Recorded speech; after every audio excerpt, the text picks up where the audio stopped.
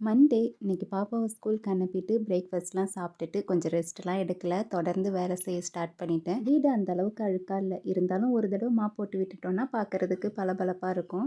வீட்டுக்குள்ளே நிறைய செடி வச்சு பார்த்துட்டேன், ஆனால் எந்த செடியுமே சரியாக தழுத்து வர மாட்டேங்குது. மணி பிளான்ட்டும் சரி, ஸ்பைடர் பிளான்ட்டும் சரி, நிறைய இடத்துல வச்சு பார்த்துட்டேன். இடத்த மாற்றி மாற்றியும் வச்சு பார்த்துட்டேன், ஆனால் ஒரு செடி கூட ஒழுங்காகவே வரல. இன்னைக்கு மதியம் லஞ்சுக்காக மீன் வாங்கியிருந்தேன், ஆனால் மீன் வந்து அந்த அளவுக்கு நல்லா இல்லை, கொஞ்சம் ஸ்மாராக தான் இருந்தது.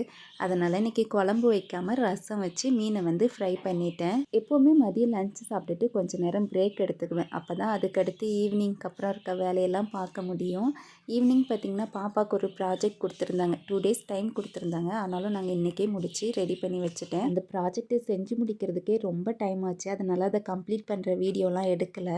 தயிர்க்காக கொஞ்சமாக பால் காய்ச்சி வச்சுருந்தேன். அதில் உர ஊற்றி வச்சுட்டு கிச்சனில் இருக்க ஜக்லையும் தண்ணி பிடிச்சி வச்சுட்டு இன்றைக்கி வேலையெல்லாம் முடிச்சுட்டு படுக்கிறதுக்கு 11:15 ஆயிடுச்சு.